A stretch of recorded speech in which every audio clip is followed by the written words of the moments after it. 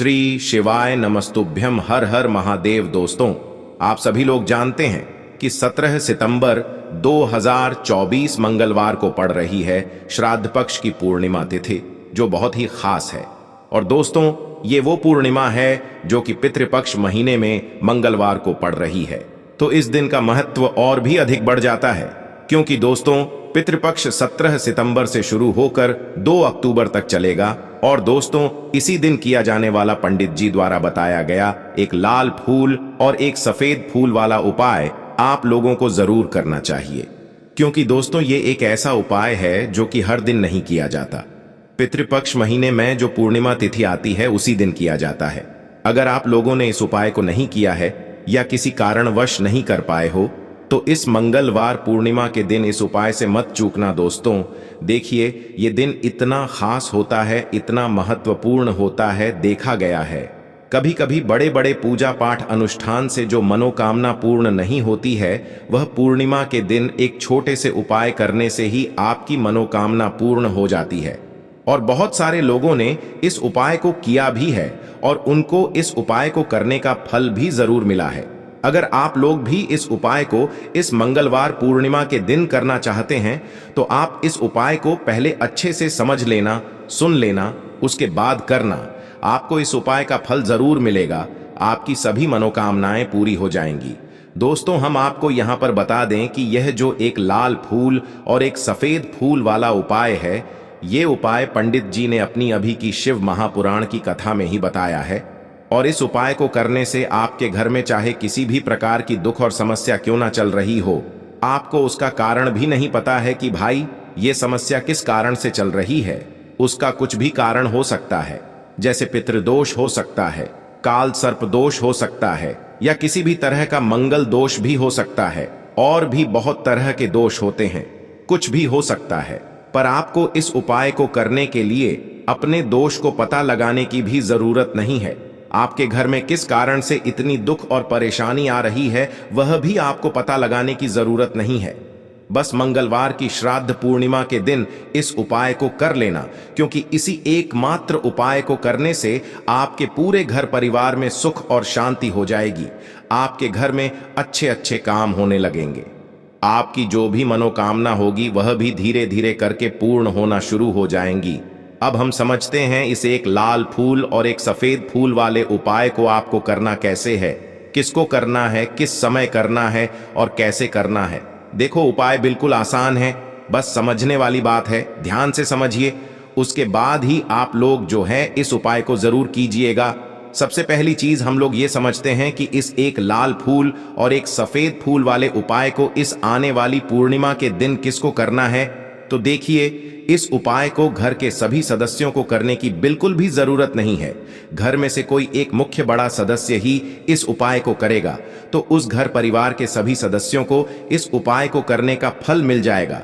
पर वो बड़ा सदस्य कौन होगा, कौन व्यक्ति इस उपाय को करेगा, तो यहाँ पर देखिए, हम आपको बता दें, घर की जो बड़ी माताएं बहनें होंगी, घर की बड़ी माताओं बहनों में से कोई भी एक माता बहन इस वाले उपाय को कर सकती है। अपने पूरे घर परिवार के लिए घर में सभी सदस्यों को इस उपाय को करने की जरूरत नहीं है।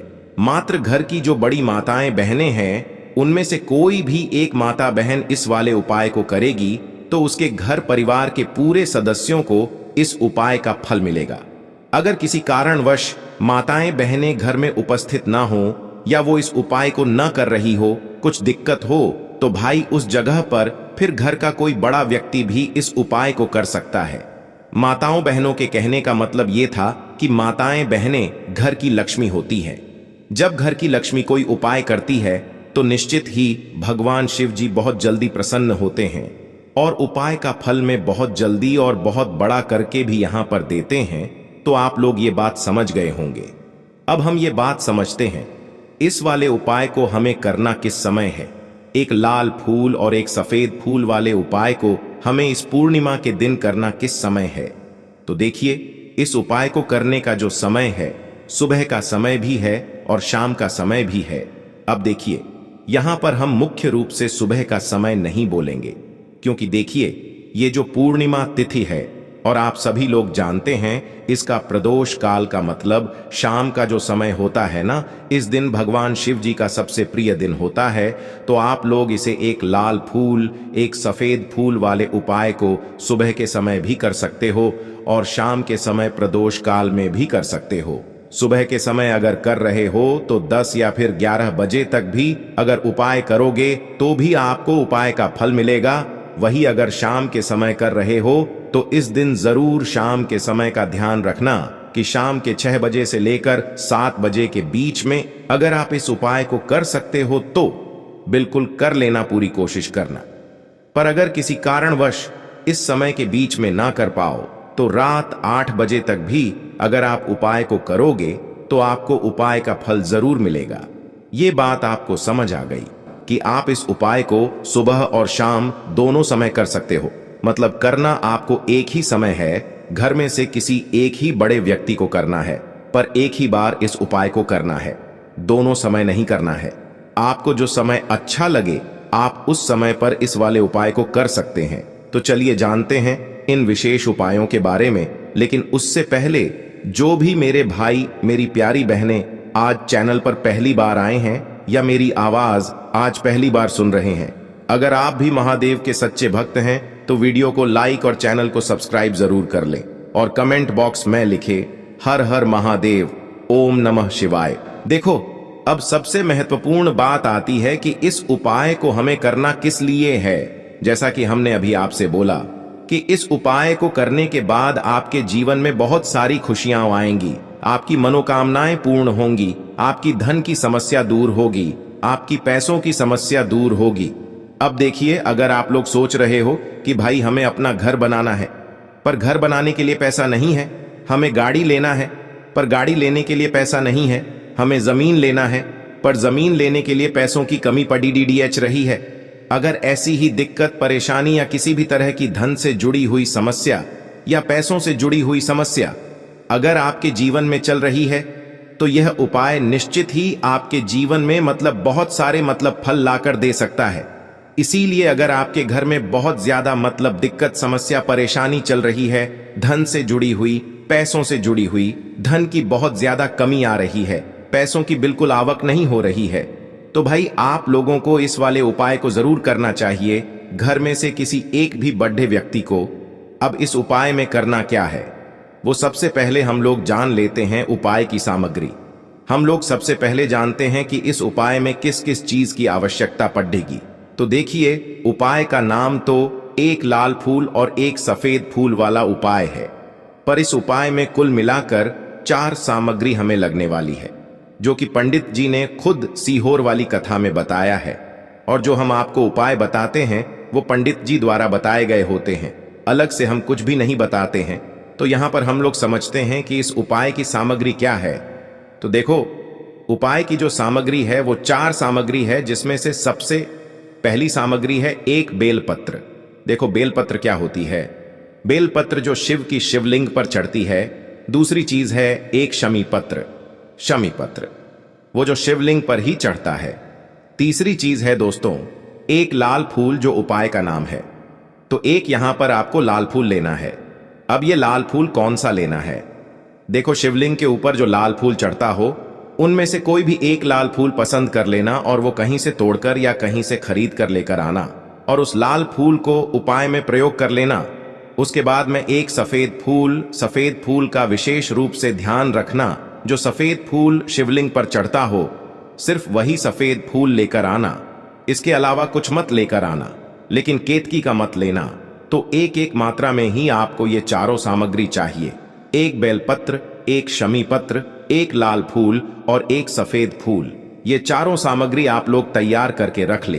प्रदोष काल में या सुबह के समय जब भी आप इस उपाय को कर रहे हैं, जैसे ही आपके उपाय की सामग्री तैयार हो जाती है तो क्या हम सीधा उपाय को करने के लिए इन चारों सामग्री को लेकर उपाय करने के लिए जा सकते हैं? नहीं, तो यहां पर आपको इस बात का ध्यान रखना है कि हम भगवान शिव जी को प्रसन्न करने के लिए तो जा रहे हैं, हम अपनी मनोकामना को पूर्ण करवाने के लिए तो जा रहे हैं, पर हमें यह दर्शाना बिल्कुल भी नहीं है कि हम सिर्फ अपने फायदे के लिए भगवान शिव जी के मंदिर में आए हैं। इसलिए हम इस उपाय को करने के साथ साथ में भगवान शिव जी की पूजन अर्चना के लिए कुछ सामग्री भी जरूर लेकर जाएंगे। जैसे कि सुबह के समय अगर आप उपाय को कर रहे हो, इस एक लाल फूल और एक सफेद फूल वाले उपाय को, तो भाई सुबह के समय आपको एक लोटा जल लेकर जाना है। जो लोग प्रतिदिन शिव जी के मंदिर जाते हैं, पूजन अर्चना करते हैं, जल चढ़ाते हैं, फूल बेलपत्र सब कुछ चढ़ाते हैं, भाई वो अपनी पूजन अर्चना वैसी की वैसी ही करना। बाकी जो सिर्फ उपाय को करने के लिए जा रहा है, जो कुछ भी लेकर नहीं जा रहा है, उसे कम से कम एक लोटा जल अपने घर से जरूर भर कर लेकर जाना। अगर आप उपाय को कर रहे हो, है ना, क्योंकि इस वाले उपाय को आप भगवान शिव जी की पूजन अर्चना करने के बाद ही करना। वहीं अगर बात करें शाम के समय की, अगर कोई व्यक्ति शाम के समय प्रदोष काल में इस वाले उपाय को कर रहा है, तो भाई आपको मात्र एक घी का दीपक तैयार करना है। ये बात हम हमेशा बोलते हैं, शाम के समय प्रदोष काल में कोई कर रहे हो ना, तो दीपक का विशेष महत्व होता है। अमावस्या के दिन का प्रदोष काल में जो भी व्यक्ति दीपक जलाता है ना भगवान शिव जी के मंदिर में, भाई उसके जीवन से सारी दुख और परेशानियां भी दूर होती हैं। तो भाई इस दिन दीपक का विशेष रूप से ध्यान रखना आप लोग। अगर आप इस उपाय को शाम के समय प्रदोष काल में कर रहे हो, है ना, ये जो दीपक आप लोग लोगे, ये आटे का लोगे। जो आटा आप गूंद दोगे उसके अंदर कुछ भी मत डालना, मात्र साधा आटा लगाकर उसे तैयार कर लेना और एक मीडियम साइज का दीपक तैयार कर लेना। वो दीपक ना ज्यादा छोटा हो ना ज्यादा बड़ा हो, है ना। उसके बाद में दीपक आपका तैयार हो जाए तो इसके अंदर जो बत्ती रखोगे वो गोल बत्ती रखोगे। देखो गोल बत्ती भी दो तरह की होगी, एक बाजार की और एक घर वाली। तो कोशिश करना अपने घर में जो रुई रखी हुई है, उस रोई से आप लोग एक गोल बत्ती अपने ही हाथों से बनाओ। उपाय का फल अच्छा मिलता है, भगवान शिव जी जल्दी प्रसन्न होते हैं। जब हम किसी भी उपाय को अपने हाथों से परिश्रम करके तैयार करते हैं, तो आपको उस दीपक के अंदर एक गोल बत्ती रख देनी है। इसके अंदर जो चीज आप लोग डालोगे वो डालोगे शुद्ध देसी गाय का घी। इस बात का विशेष रूप से ध्यान रखना, क्योंकि भगवान शिव जी का सबसे प्रिय दिन और प्रिय समय पर हम लोग इस वाले उपाय को कर रहे हैं। तो थोड़ा सा शुद्ध देसी गाय का घी इतना डालना कि वो दीपक कुछ समय तक चल सके ना। बाजार वाला मिलावटी घी डालना, न भैंस का घी डालना। शुद्ध देसी गाय का घी आपको ढूंढने में थोड़ी मतलब मेहनत लगेगी और महंगा भी मिलेगा, पर गाय के घी से भगवान शिव जी प्रसन्न होते हैं और उसी शुद्ध देसी गाय की घी से घर में बरकत भी बनी रहती है और हमारे घर में सुख शांति भी बनी रहती है।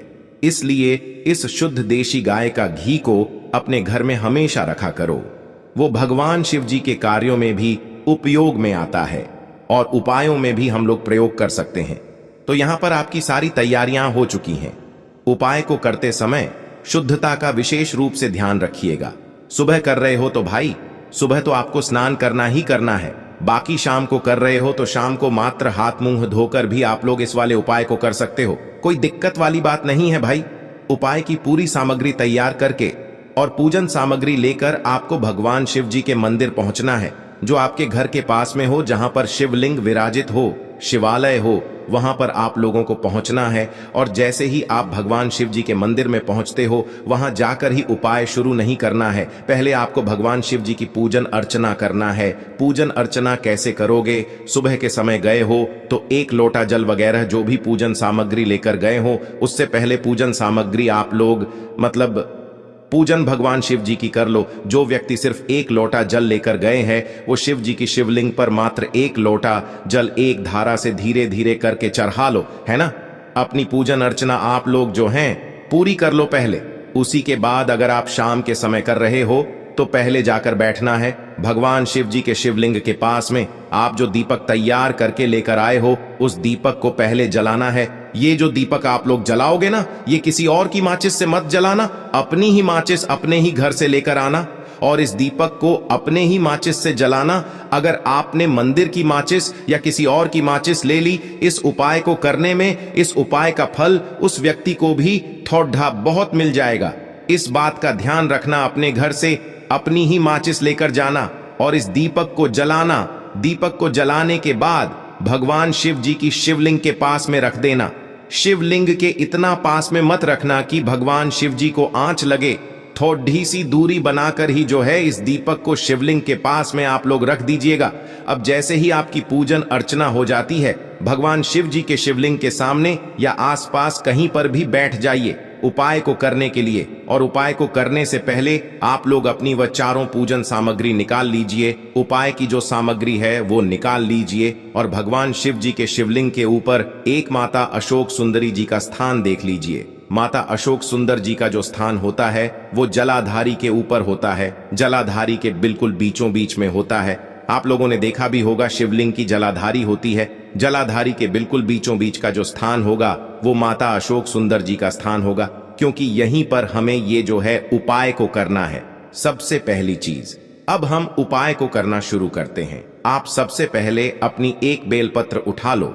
एक बेलपत्र को आपको माता अशोक सुंदरी जी वाले स्थान पर सबसे पहले समर्पित करना है। बेलपत्र की डंडी का मुख होगा जलाधारी की तरफ, जहां से जल बहता है और नीचे गिरता है, और बीच वाली बड्डी पत्ती का मुख मतलब शिवलिंग की तरफ होगा।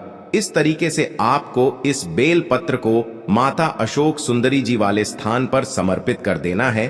उसके बाद में अपनी एक शमी पत्र उठा लो जो आप उपाय के लिए लेकर आए हुए हो।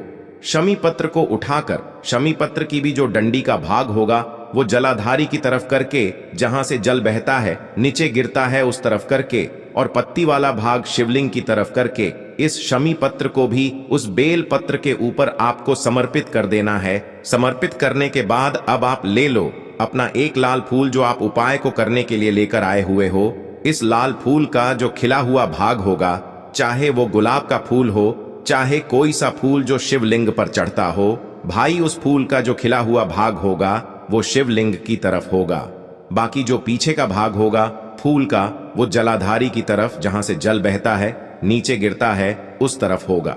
और आखिरी में आपका जो एक सफेद फूल बचा हुआ है, इस सफेद फूल को भी आपको लेना है और सफेद फूल का जो खिला हुआ भाग होगा वो शिवलिंग की तरफ होगा, जहां पर शिवलिंग रखा हुआ है उस तरफ होगा, और डंडी का भाग जलाधारी के पीछे की तरफ हो जाएगा।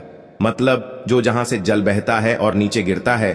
जब आप लोग एक बेलपत्र, एक शमी पत्र और एक लाल फूल, एक सफेद फूल चढ़ा रहे हो, तो उस समय आप लोगों को कांता भगवान या कांता चक्र का नाम लेते हुए ही जो है इस उपाय को करना है, और भगवान शिव जी और नारायण जी का स्मरण करते हुए ही इस उपाय को आपको करना है। तो जब भी आप एक बेल पत्र, एक शमी पत्र, एक लाल फूल और एक कमी हो रही है, जो भी दुख और समस्या परेशानी चल रही हो, आपको अपनी वह दुख और परेशानी जो है भगवान शिव जी से उपाय को पूरा करने के बाद वहीं पर पास में बैठकर बोल देना है। हाथ जोड़ के आंखें बंद करके अपनी परेशानी और श्री शिवाय नमस्तुभ्यम का जाप करना है। दोस्तों, आज हमने इस वीडियो में कुछ उपाय बताए हैं जो आपको करने हैं। अगर आपको वीडियो अच्छी लगी हो तो वीडियो को 1 लाइक और चैनल को सब्सक्राइब जरूर करें। हर हर महादेव।